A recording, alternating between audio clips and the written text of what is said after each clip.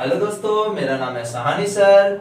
आज का टॉपिक है भाषा और व्याकरण। ये सभी क्लासों के लिए फायदेमंद है, 5th to 12th। आज हम पढ़ेंगे कि भाषा क्या होती है और व्याकरण क्या होता है।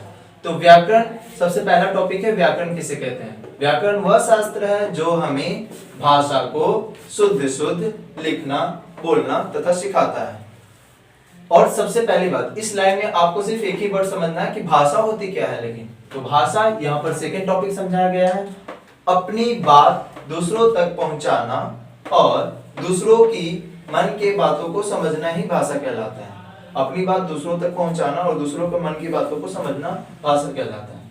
तो यहाँ समझ सकते हैं कि भाषा को, वही भाषा जो अपनी बातों को दूसरे तक पहुंचा रहे हो आप या उसको समझ रहे हो, उसी भाषा को आप शुद्ध रिटन पार्ट कर लो, यानी लिख लो, बोल लो तथा सीखना, ये सारे क्या कहलाती है? व्याकरण और भाषा है। तो व्याकरण किसे कहते हैं? भाषा। आई होप आप समझ गए होंगे। मुझे आशा है कि ये 2 पॉइंट आप समझ गए होंगे। बहुत छोटा सा टॉपिक है। भाषा कितने प्रकार के होते हैं? भाषा को पहली बात दूसरे भाषा, मतलब कि हम अपनी दूसरी मौखिक रूप में बोली भी कह सकते हैं। यानी कि भाषा का दूसरा मौखिक रूप, यानी बोलने वाली तरीके में हम बोली भी कहलाती है। भाषा दूसरे मौखिक रूप में बोली भी कहलाती है। भाषा के 3 प्रकार होते हैं। पहला है मौखिक भाषा, दूसरा है सांकेतिक भाषा और तीसरा है लिखित भाषा। मौखिक भाषा orally language, symbolic language and written language. जैसे कि मौखिक भाषा वो होती है, इसका एग्जांपल यह है कि यह एक जरूरी सूचना है। मौखिक भाषा ज्यादातर इसमें बोलकर ही समझाना, किसी को बोलकर समझाना, ज्यादातर बोलकर ही एक्सप्लेन करना मौखिक भाषा। जैसे अभी मैं आपको सामने यूज कर रहा हूँ मौखिक भाषा का ज्यादा, ताकि बोल के समझा दूं। और सांकेतिक भाषा क्या होता है? सांकेतिक में संकेत रूप से, डायरेक्ट संकेत आप सूचित करो प्रत्यक्ष रूप से, सामने वाला व्यक्ति आपसे समझ जाएगा कि कहना क्या चाहता है। जैसे आपने पढ़ा होगा कि संज्ञा क्या होता है, तो लास्ट में ऐसे क्या होता है इतना ना बोलकर आप सिर्फ एक सिंबल लगा दो, इसका मतलब ही हो गया क्या होता है। तो सांकेतिक भाषा में खासकर सिंबल का प्रयोग करते हैं, जैसे लोग समझ जाते हैं। सिंबॉलिक, जैसे इसको विस्मय आदि बोधक चिन्ह कहते हैं, इसको प्रश्नवाचक चिन्ह, इसको बराबर असमान का चिन्ह इत्यादि। इसी तरह लिखित भाषा क्या होती है? तो लिखित भाषा में खासकर लिखने की विधि प्रधान होती है, यानी लिखकर किसी भाषा को समझाना लिखित भाषा कहलाता है। लिखित भाषा के बहुत सारे एग्जाम्पल हो सकते हैं, जैसे कि आप पत्र लिखित भाषा होती है, पुस्तक, जो आप खबर, ये सारे पढ़ते हैं, सारे लिखित भाषा होती है। आगे हम चलते हैं तो कुछ और इसमें बात जाननी है। भाषा के शुद्ध और अशुद्ध, इसको ऑब्लिक पढ़ा जाता है, जिसका हिंदी होता है या।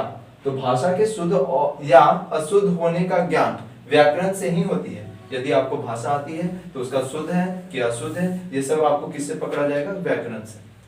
भाषा को जिस ढंग से भाषा को जिस ढंग से लिखते हैं उसे लिपि कहते हैं।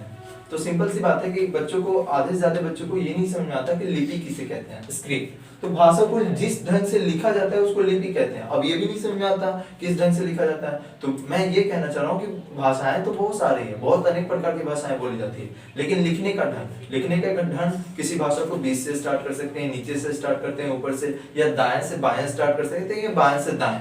ये सारी भाषाओं का लिखने का ढंग होता है, तो उस ढंग को लिपि कहते हैं। तो कोई भी भाषा को लिखने के ढंग को लिपि कहा जाता है। आपको ये सारी जगह ये टॉपिक मिलता है, लिपि किसे कहते हैं। तो हिंदी, नेक्स्ट पॉइंट है कि नेक्स्ट एरो क्या बताता है कि हिंदी भाषा की लिपि देवनागरी कहलाती है या होती है।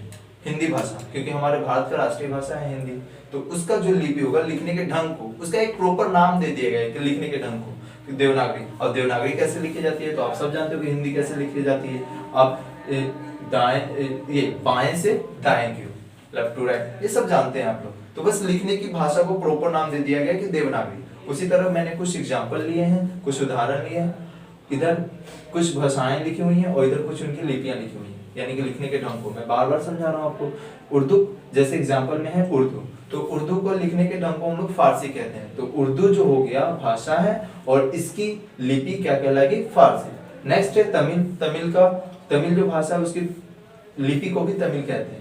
अंग्रेजी जो है उसका लिपि है रोमन। नेक्स्ट है संस्कृत, उसको देववाणी। संस्कृत देवों की वाणी बताया गया कि जो देवता लोग हैं, देवगण हैं, उनकी वाणी है, इसीलिए संस्कृत का लिपि देववाणी रखा गया।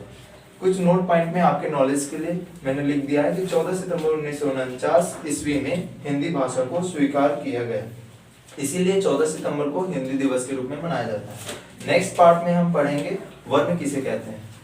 और यदि आपको पसंद आया होगा तो वीडियो को, यदि आपने कुछ सीखा होगा तो वीडियो को लाइक और सब्सक्राइब कर दें। धन्यवाद। और आपसे बस अनुरोध यह है कि जो टिक गया वो सीख गया।